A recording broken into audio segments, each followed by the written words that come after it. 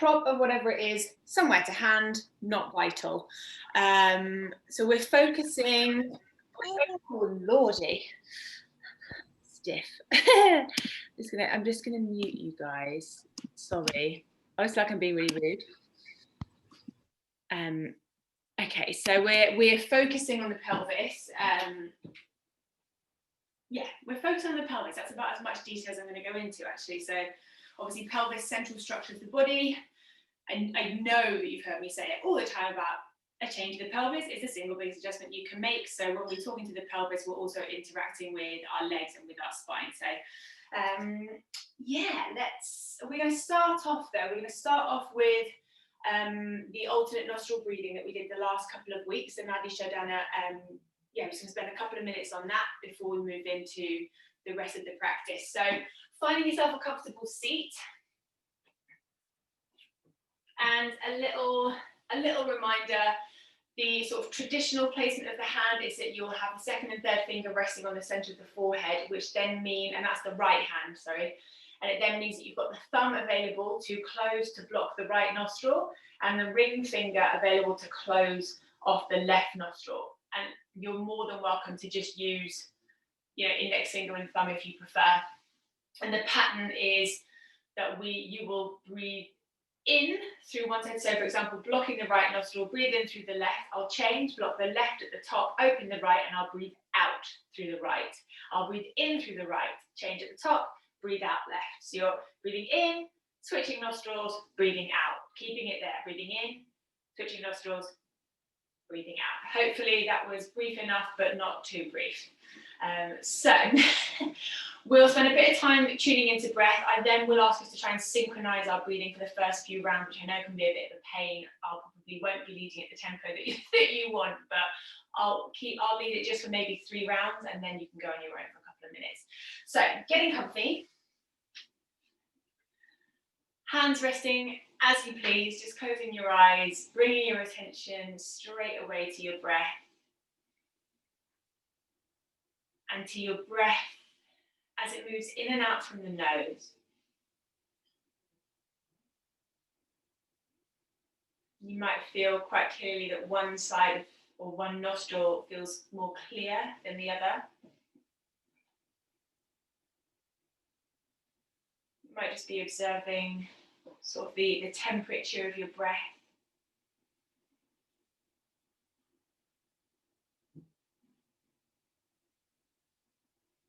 Just have a little check that you're not sort of just breathing into the chest. We don't want to create tension or tightness.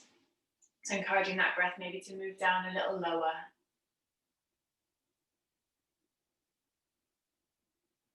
Or still for that breath to flow throughout the body.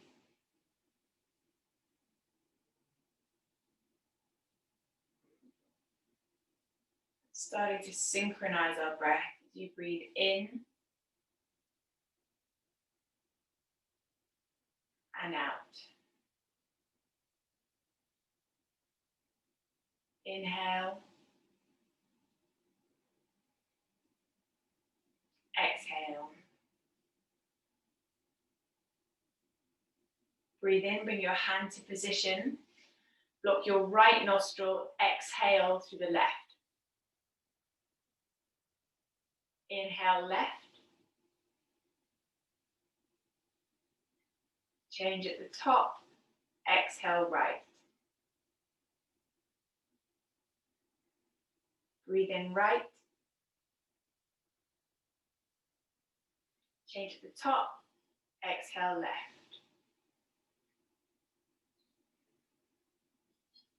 Breathe in left.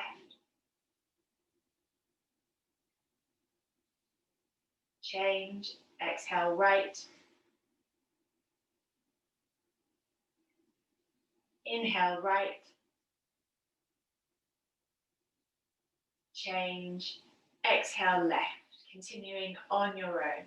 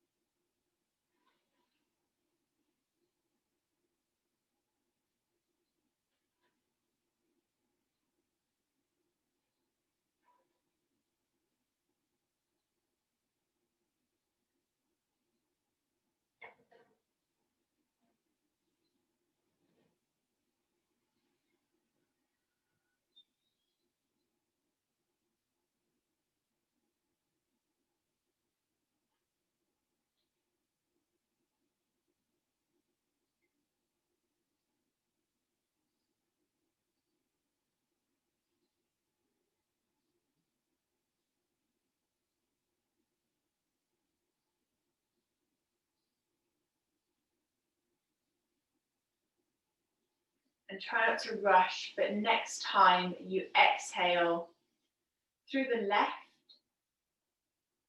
from there allow the arm to fall away, the hands just come to rest. Keep your eyes closed, just take a few breaths here.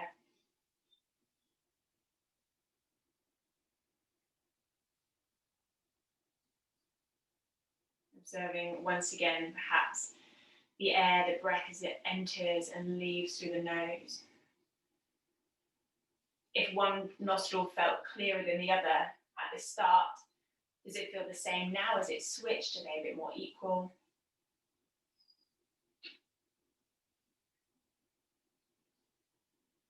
And has there been any kind of subtle shift in the way that perhaps you're feeling, or even to the space, the air around you?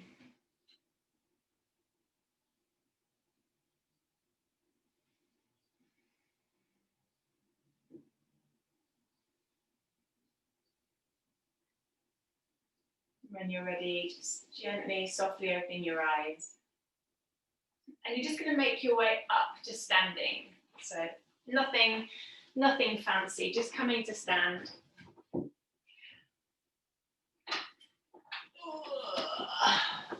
Coming to stand with the feet about hip distance apart. So we're going to start off just trying to literally feel our pelvis. So fingertips, thumbs, maybe starting by seeing if you can locate the bony hip bones at the front. And then from there, just kind of seeing if you can maybe trace the iliac crest, the ridge of the hip bone. We're just looking to see if we can feel bits of bony bits, basically. Maybe using your thumbs around the back to gently feel into the back of the pelvis. You might sort of feel that flat plate in the middle there, the SI joint. Obviously, as well, you've got your pubic bones a bit lower down. Got your sit bones as well, sort of underneath the bum. I definitely can't feel those at the moment. If you sort of stick your bum out, you might be able to find them a little bit, but we won't get too involved in all that jazz. So once you've had a little feel, hands on the hips, feet about hip distance apart, and the hands don't have to stay on the hips, but we're going to start just by squeezing, for example, right hip to right shoulder, and then left hip to left shoulder, or you might want to think of this little kind of contraction in one side of the waist and in the other side of the waist, making sure, again, the knees are slightly soft, and you might feel the heels sort of wanting to lift a little bit, which is fine. The heels and the legs don't have to and won't really stay completely still, but we don't want to be kind of pushing from the feet, if that makes sense. So still trying to initiate, starting that movement from the pelvis. You might be able to feel sort of each side of your glutes doing a little something. And then we'll take it into a little tilt and tuck, a little sort of mini cat-cow. If you want to sort of work with your breath here, maybe inhaling to tilt back, creating that arch in the lower spine, and the exhale to lengthen the low back, draw the tailbone underneath. Again, making sure the knees are a little bit soft. As soon as we lock the knees out, we're going to sort of lock the pelvis to some degree as well.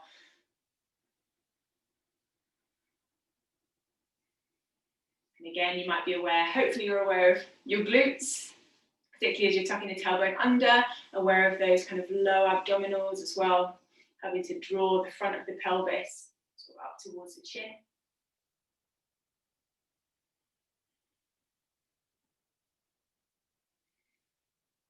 And then taking it into some circles. Doesn't matter which way you go first. If possible, circling reasonably slowly, so you're not using momentum. So I was thinking about all this pelvic stuff this morning, actually. I've got a little niece who's 1, and she's having physio at the moment because her pelvis is tucked under, and until now she hasn't been able to untuck it. So even by the age of 1, she hasn't been able to sit up. She was sort of literally, you'd sit and she'd be trying to balance in a forward fold. Her pelvis was tucked, and similarly she can't really use her legs at the moment, but as her pelvis, as she's starting to be able to untuck it with the physio, her mobility, change direction with your circles, her mobility and her ability now to sort of sit up when she's on the floor is really, really starting to change. So it's quite quite an obvious indication of how important it is to be able to move the pelvis from one position to another or through a whole range of motion. Okay, I'm going to try one more. So we're going to go for like a pedaling action.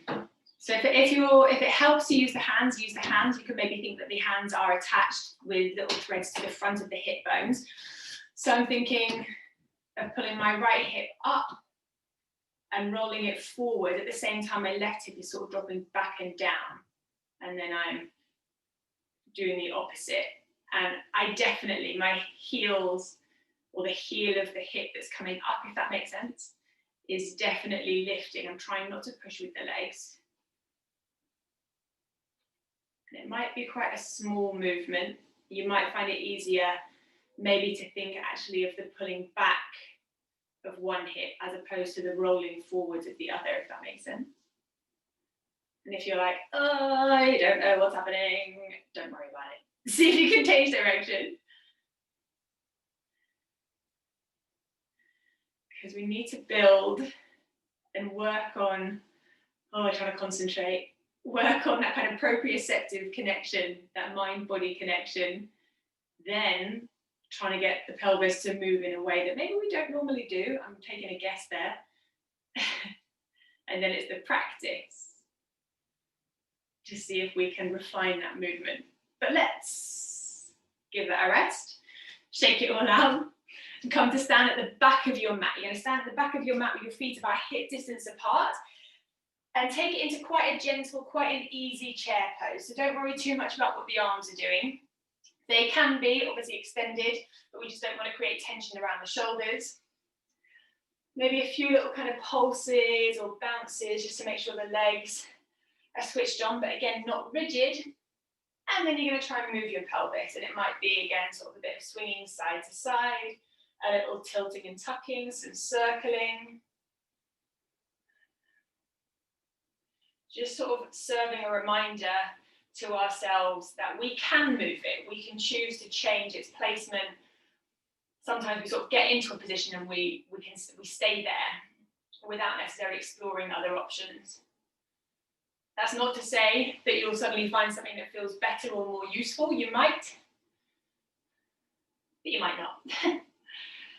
Let's come all the way back up to standing. Take feet wide, mat width apart. You're going to take it down into a wide squat. Toes out, heels in, seeing if we can soften, melt, guide the tailbone down to the floor between the heels. If you want to grab your towel and elevate your heels, if that's more comfortable, or get your block and sort of rest your sit bones, sit on your block, you can do that as well. Adding in a twist, left hand out to the left, the right arm floats up, seeing if you can slightly roll the shoulders back and slightly draw the knees back as well. Releasing, changing sides, right hand down, left arm high. Again, shoulders slightly back so you get that nice long neck again. Squeezing knees back or thinking of rolling the little toe edge of your foot down into the floor. It's releasing, and then using the hands any way you need to lower your bum down to the floor. Once you get to sitting, feet or heels planted a little bit wider than your hips with a bend in the knees. You're going to take some squid action. So we're circling the feet, pointing the toes. They roll in towards one another, up towards the chin, out and away. Again, making sure that you've got a bend in your knees, particularly as the toes pull up towards you, that bend should increase.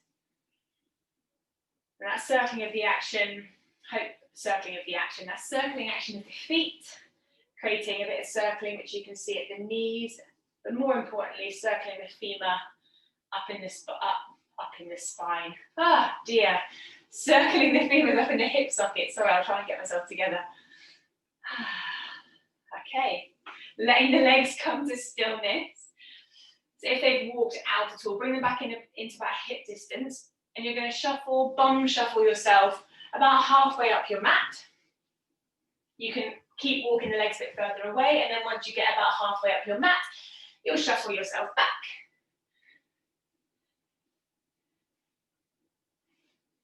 And once you get Feels like a long way. Once you get to the back of your mat, you can either do exactly the same again, or you're going to lift your feet up. So you've got like a little mini boat pose, and then same thing, bum shuffle, about halfway up your mat. And when you get there, well done. Coming to lie down on your back. So as you come to lie down, knees are bent, soles of the feet planted, and just see if you can tune into the weight of the pelvis and the connection, the contact between the back of the pelvis and the mat. And taking a few rounds of breath here, and as you breathe out, imagine the pelvis becoming heavier.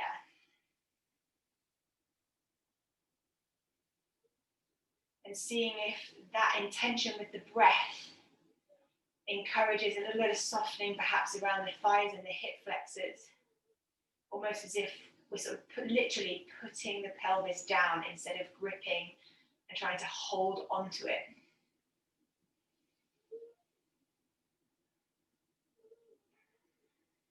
Taking the feet to the outer edges of your mat, keeping the knees bent, and windscreen wiping the knees.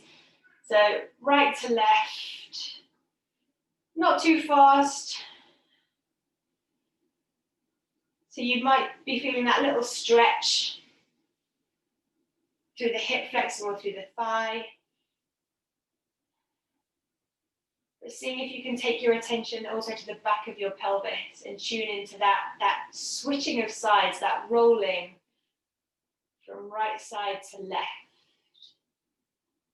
across the back of the pelvis.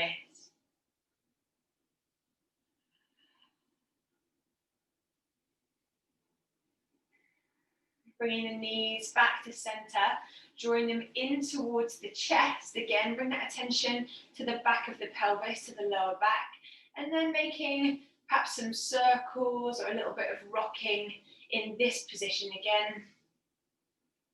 Thinking about the back of the pelvis, its contact with the mat, and tuning into that sort of little bit of massage that hopefully you're getting as you move the legs.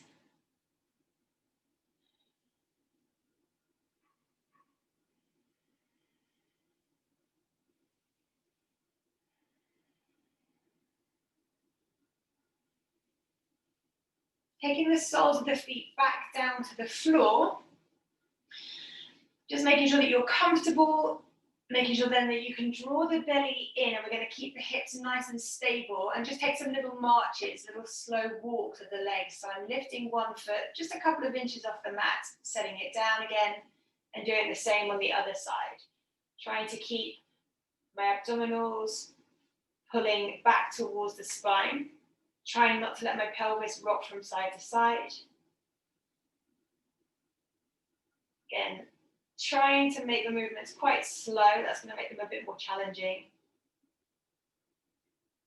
Although I talked about it being the foot that's lifting, we want to make sure that we are moving the thigh towards the body slightly to create that lift, if that makes sense. So we're not just kicking from the knees. Still breathing. 3, 2, 1. Good. Stretch it out if you need to. And then we're going to take that same marching action, but we're going to take it from a little glute bridge. So take a moment to find your bridge, to find that little back bend first.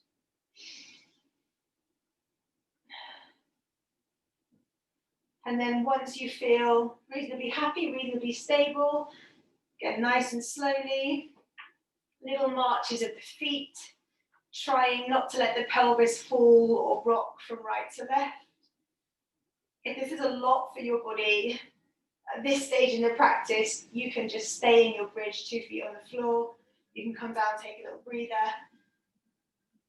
Feeling the effort of the supporting leg, the leg that stays on the floor.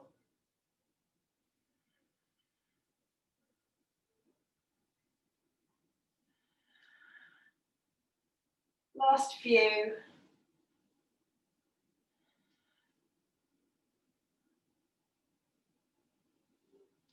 And then again, when you're ready, hips come back down, drawing the knees in toward the chest. And then rocking yourself up to a C. If you want to take a few rocks, you can do that. We're creating that C curve of the spine. Whew. But we're going to use, well, we've got two options for a transition. The first one, we took it last week. So option number one is just from this sitting position with the knees bent, you'll tuck your right shin, right ankle underneath and roll, step your right foot forwards. I just said your right ankle underneath, didn't I? Tuck your left ankle underneath, step the right foot forwards, and then you can open it up into a lunge from there. Your alternative option is to rock back and take that same step forwards with your right leg. So C curve of the spine, rocking back. As you come up, tuck the left knee under, left shin under, and step it, roll it forwards. Beautiful. So you end up in a slightly weird lunge on the right leg. So then open it up. Drop the back knee down. You're going to sweep the arms high, holding onto opposite elbows or opposite forearms, and drawing the arms up towards the ceiling. Taking a few breaths, feeling that length maybe through the sides of the body. And you can keep your arms here or release them to wherever you prefer. Enough, but take your attention to your hips. So if you imagine you had headlights on the front of your hip bones, they're sort of shining towards the front of your mat. And then I want you to shine them to the long edge of your mat. So you're allowing the pelvis to really swing, to open, and then closing again or squaring up towards the top of your mat. Opening and closing, swinging and squaring. You might notice that there's quite a lot of effort in the right leg. You might feel the glutes.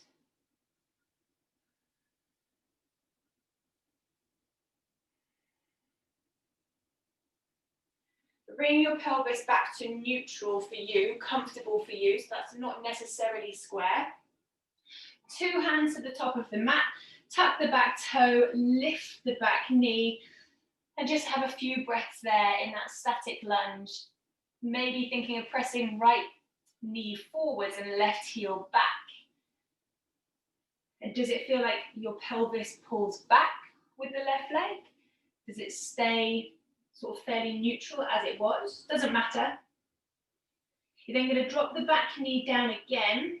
Sweep the right arm back to catch your left foot. If that bind just isn't happening today, you're welcome to either just keep the left foot on the floor or engage the hamstring and keep trying to squeeze it in.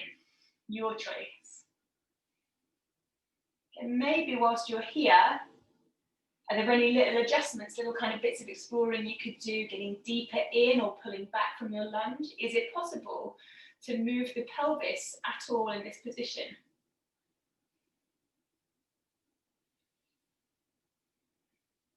Find somewhere to pause that feels, again, feels good, feels useful, feels interesting. You're going to release the back foot, two hands to the top of the mat once more, tuck your back toes, pick up the knee, and this time some little circles or sways of the hips. You could move however you want, forwards and backwards on your mat, side to side, however you like. Little bend in the back knee. At some points it might be straight as well, but try not to have it locked out all the time. But then you're going to pop the back knee down once again and shuffle it a bit further forward, so you're making your lunge shorter. Hopefully then it's a little bit easier for you to kick your left foot over to the right, for you to sit the bum back, roll back and change legs. Tuck the right leg under, step the left foot forward. Well done, find your lunge. So you're going to open your lunge out again, make it work for you. Dropping the back knee, holding onto opposite elbows as you sweep the arms high, trying not to let the tailbone tilt too far back and the chest press forwards, keeping it slightly neutral. And you can keep the arms here, you can release them, but let's bring your attention now to your hips as you allow them or you encourage them to swing open towards the right side of your mat and then to square up.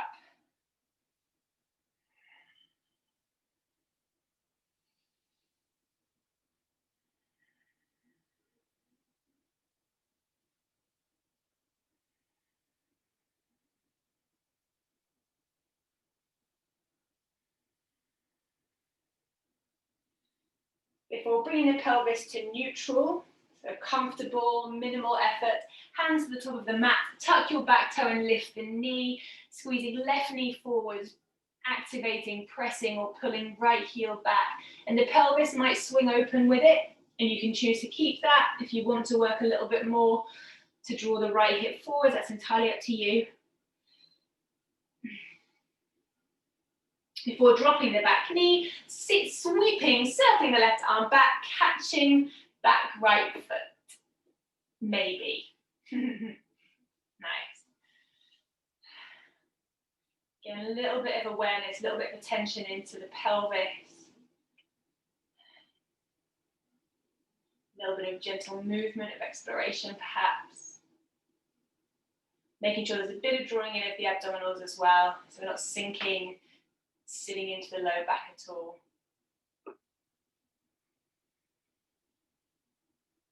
Before releasing once again, 2 hands at the top of the mat, tuck your back toes, pick up the knee, and then you're moving into those kind of circles or figure of 8s or whatever else.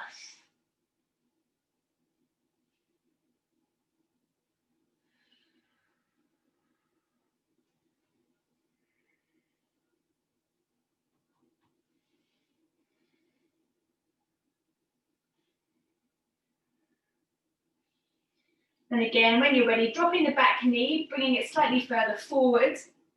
So you can kick the right foot 90 degrees to the left. Now this time, your option, if you want it, depending on how awake you're feeling, is to sit back, roll back, and then come all the way up to standing. So 2 feet. Might take a couple of attempts. Or from sitting back, crossing at the ankles, planting the hands, making your way up via that medium. I'm going to have one more go at this. Okay.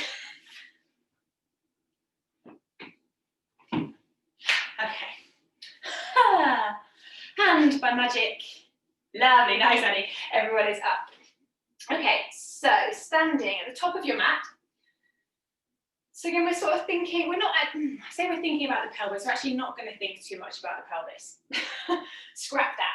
Standing on your right leg, pick up your left. You're going to step the left foot back into a lunge, knees bent, heel raised. I want you to pause there so you take out the momentum and then push yourself to the back of your mat. Nice. And then pick up the left foot again, step it forwards. So you're going to land in that same lunge position on the other side, and then step right foot forwards. Same thing on the other leg, stepping the right foot back, pause, then push to the back of the mat. Good, right foot forwards again, pause, top of the mat. One more time like that. If you want to, step your feet further back, further away from you, that's going to make it a bit harder. So picking up the left foot, stepping back into your lunge, using the standing leg in your glutes to help stabilize, and then push back of the mat. Try not to take it too much into here. Step the left foot forwards, pause, all the way forwards. Good, right leg. Lunge, stop it dead, push back. Right foot lunge, pause, step it forwards. Option to do one more round like that, or if you want to add a little extra, you're going to try it from a rise. So you're going to pick up your left leg, see if you can come onto the ball of your right foot and step back to a lunge. Make sure your eye line is set. Obviously, once you find that lunge, if it hasn't dropped already, drop the right heel, step back. If you're going to use that rise again, eye line, drishti, pick up the left foot, rise, try to take a long step forwards, landing silently, quietly. Stop dead, and then join the feet, nice. Other side, last time, picking up the right foot, maybe you're trying that little rise, strong standing leg, stepping back to your lunge, dropping the front heel, pushing back. Last one, pick up the right leg, find your rise, step it forwards, and come to join. Beautiful. Okay, so you're going to stand on your right leg again, pick up your left, Step back to a long lunge, with or without a rise, your choice. You're going to come into a high lunge, so sweep the arms high when you get there or as you step back. Again, a few times, you're going to open and square, the hips. So do make sure back heel is lifted, little bend in the back knee. And then pause again with the hips in a place that feels comfortable or neutral for you. So you might want perhaps that challenge of keeping the hips square, or if your hips are very comfortable square, you might want to keep them there.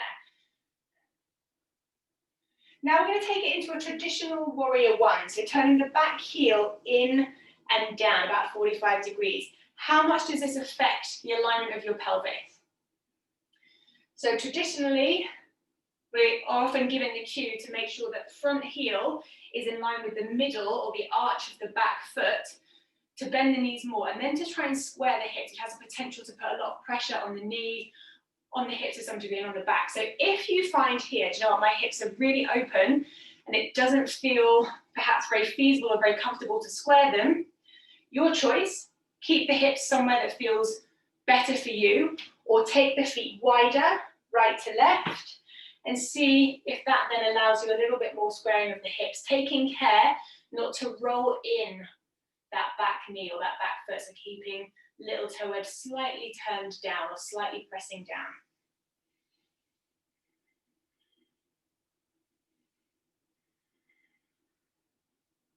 You're going to push the right leg to straight, turn 90 degrees to your left. You'll have to readjust the feet perhaps to come into goddess pose or horse stance. So toes out, heels in, and let's fire up the back of the shoulders. So pulling the arms down, elbows wide, sitting into that goddess pose. While you're there, squeezing right hip to right shoulder, and then left hip to left shoulder. Swinging, switching sides. Awesome.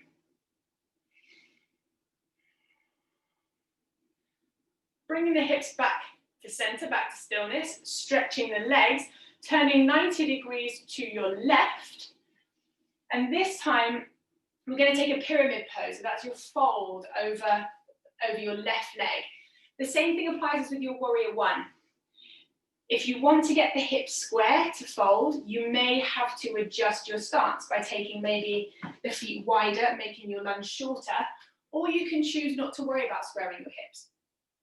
All right, but when you find something that feels okay for you, reaching forwards, if you want to add any reverse prayer or catching the elbows, you've got that option, or hands maybe to top of left thigh. But folding, draping the body over the left leg. You can always kind of change and adjust your setup at any point. You don't have to have two straight legs. You don't have to have two heels on the floor. But what's going to enable you to find a bit of a stretch through the left hamstring or the back of the left leg, without putting too much pressure on, for example, the low back, or without too much pressure on that hamstring itself, for example.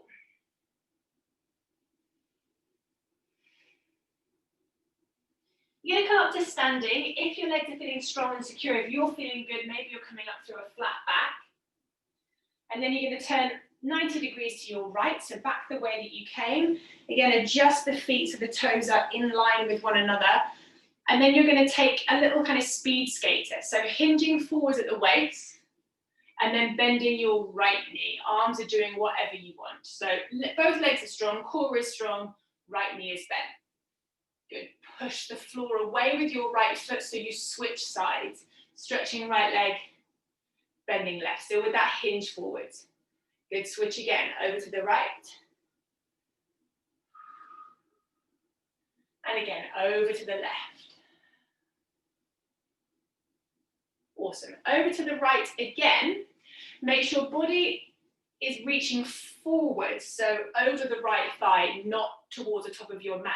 But you're going to lean, shift, shuffle a bit more weight onto the right leg. So maybe heel toe your left foot in a bit closer until you really feel the right leg working and your left leg becomes free so that you can lift it and tap it. Lift it and tap it. Make sure tailbone is pointing back behind you, not curled under to the floor. Lift it, tap it, lift it, step it in alongside your right chair pose. Oh, good. Keep breathing. little twist over to the right. So either hands to prayer, left elbow to outside of right thigh, or left hand to outside of right leg, right hand to low back, your choice.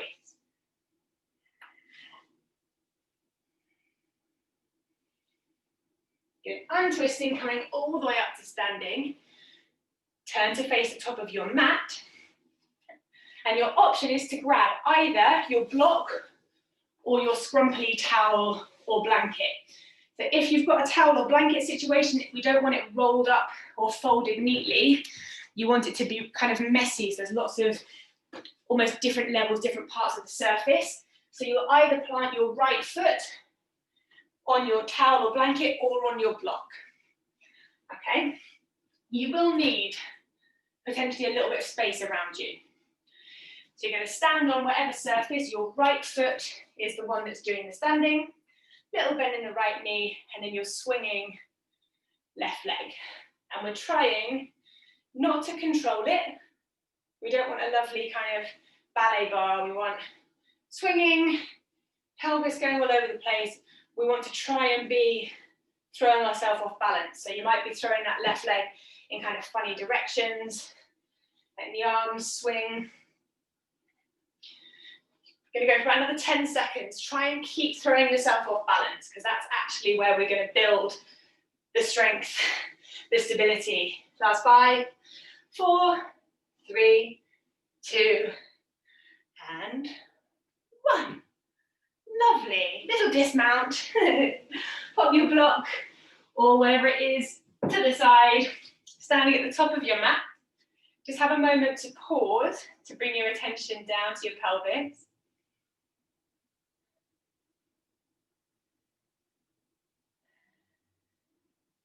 Does your left leg feel different to your right? Does the left side of your torso feel any different to the right side? And when you're ready, taking the arms all the way up to the ceiling, spend as much time there as you want before you take it into a forward fold.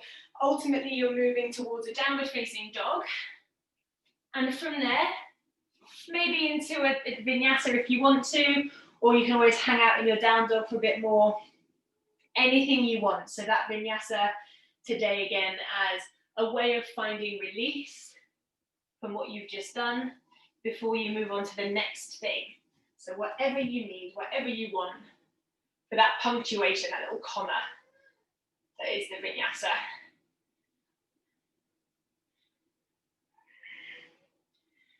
But you are then, at some point, going to make your way to standing again at the top of your mat.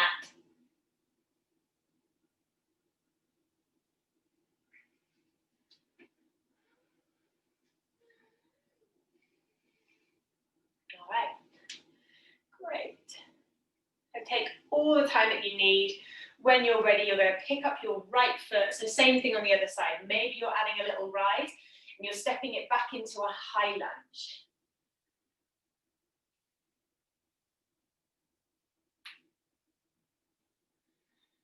From that high lunge, a little bit of working with the pelvis to let them swing open and closed.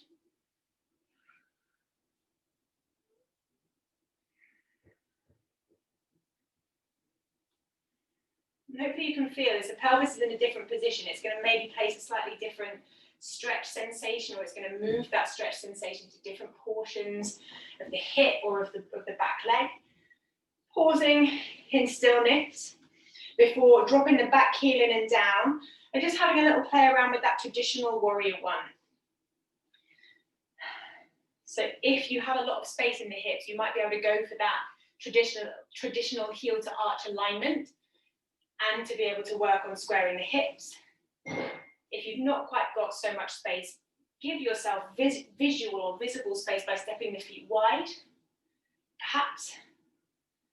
And again, you're playing around maybe with what's happening at the pelvis as well. Do you want to? Does it feel good to draw that right hip forward to a square position? Is it possible? How does that affect your back leg or your low back?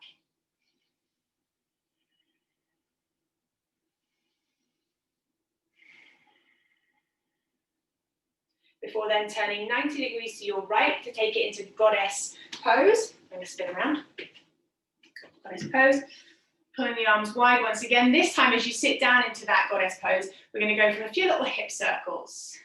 So you might have to come up a little bit higher. You might find you can get down nice and low with it. This is probably a really good indication of how we all spent Saturday nights when times were different. How low can you go and still work those circles? You're coming all the way to standing, turning 90 degrees to your right. So you're going to come into that pyramid pose with the right leg in front. So taking your time to melt over your right leg, to set the legs up in a way that feels useful for you. Whether you've got a wider stance, a narrower stance, are you even bothered about whether the hips are square or not? It doesn't, as far as I'm concerned, doesn't matter. Heels on the floor if you've got one or both heels off. And what's going to allow you to find that stretch through the back of the right leg and a bit of release, that kind of draping of the upper body. And that's not to say if you're going for something a little bit less strict, that it's kind of lazy or passive. You might still have that kind of energy, that strength in the legs. When you're ready, coming up to standing,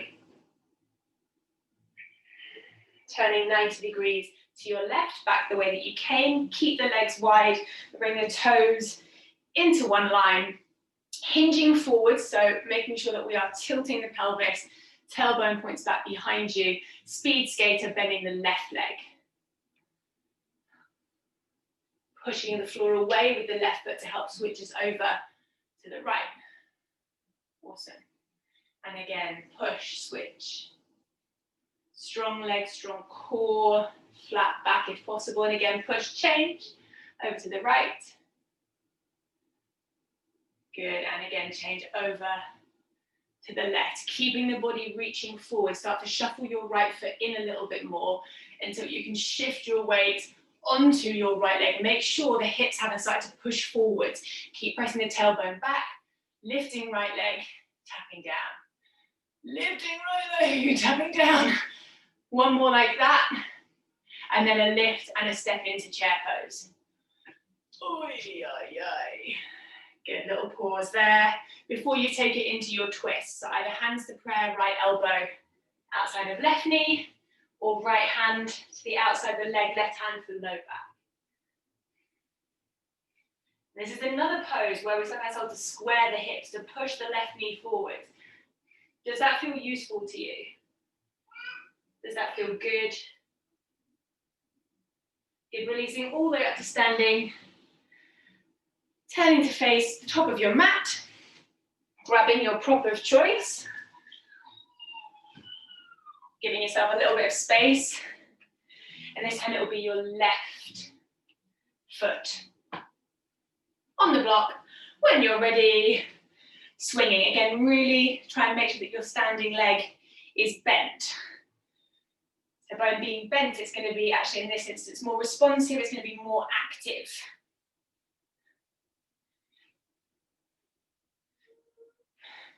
Again, we're trying to sort of challenge ourselves and throw off balance.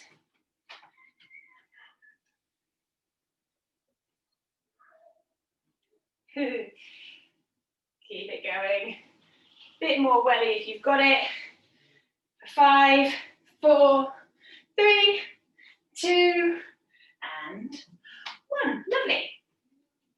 Popping said block to one side, standing at the top of your mat.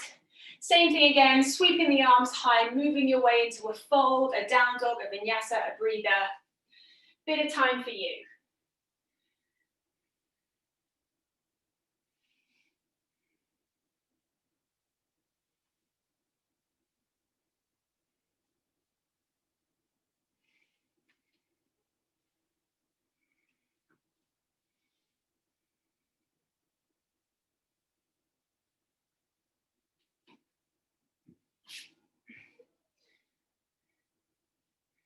Now, once you've done your thing, whatever it is that you're doing, you're going to take it down to the knees, down into a child's pose.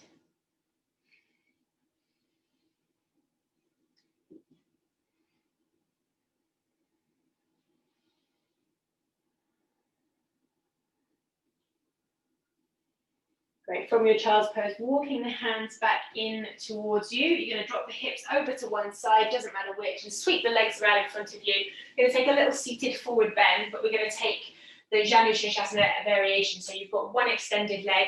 Let's start with the right leg extended and the left knee dropping out to the side. If you want to pop your hips up on your block or on your towel or your blanket, you can do that. As you start to reach forwards over the right leg, continuing to press the left knee out and down, trying not to lead with the shoulders and to let the back round too much. Similarly, not trying to over-reg it the other way and put in too much of an arch, finding something reasonably neutral. So maybe there's a bit of focus on slightly rolling the shoulders back.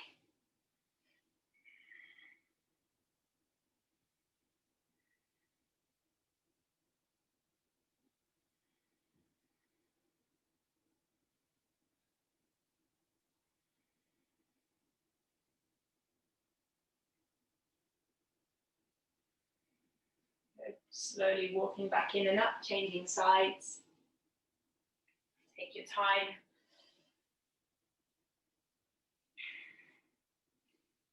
Same thing as you walk forwards, pressing the right knee out. Breathing, trying to utilize, focus on your breath.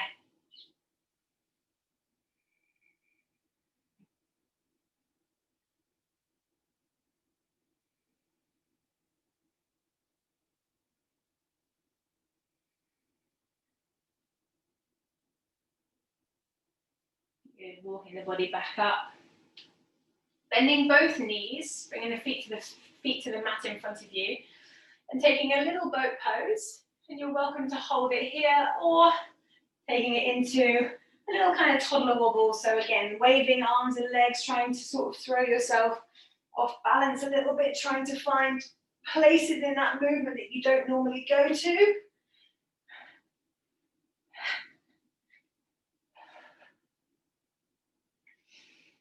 So form of boat pose sort of being thrown out the window if you're taking a movement. Last 5 seconds. 4, 3, 2, and 1. Bring the soles of the feet together. Baddha Konasana, soles of the feet together, squeezing the knees wide. Welcome to stay upright, to add in a bit of a forward fold if you want to.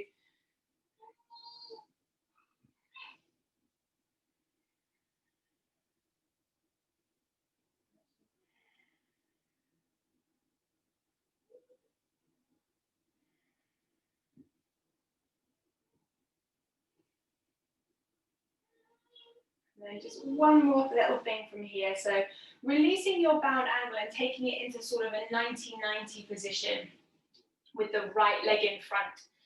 So 90 degrees relates to the angle from the hip and from the knee and from the ankle.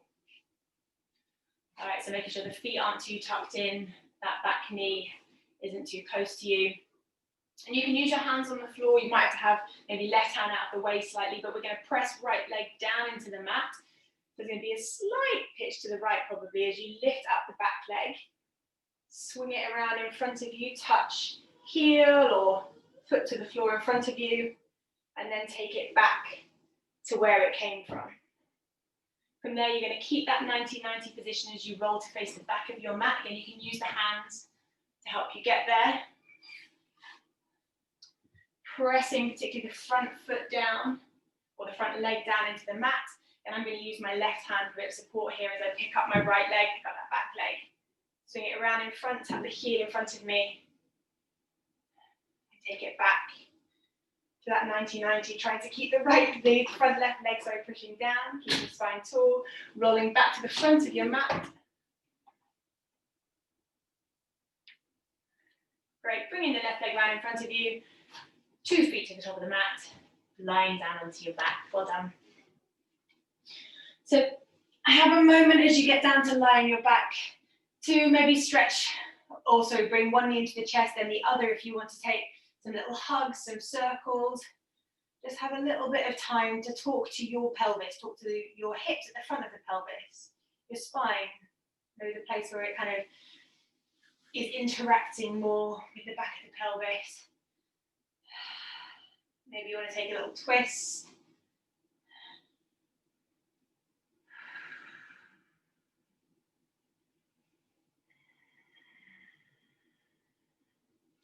But just getting yourself personally, your individual self, your individual body ready for Shavasana.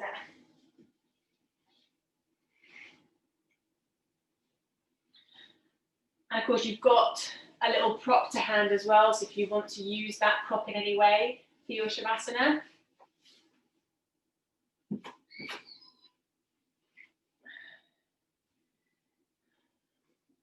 But when you feel ready, finding your position, taking up space, closing your eyes.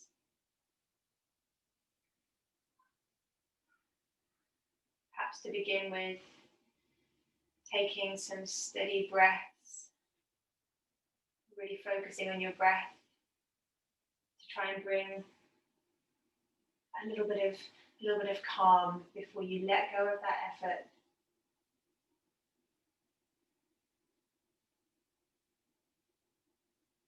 Relinquish control, but instead take a step back and simply observe.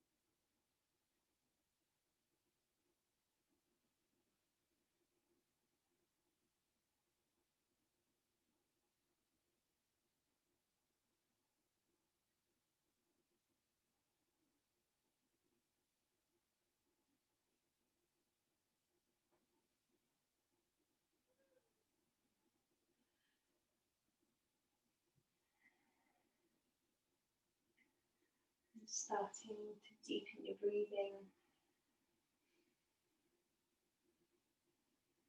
Gradually bring movement back into your body.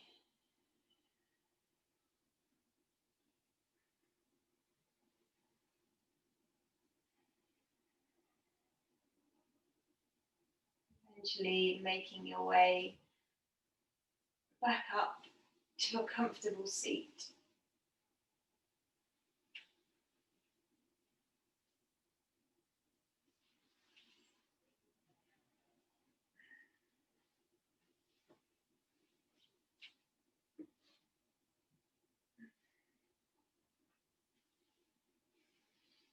When you do find that seat, just coming to rest in a position that feels comfortable. The eyes closed. Maybe checking in with your body.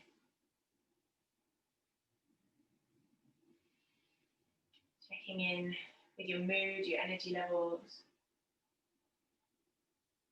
Maybe just tuning in to the space around you.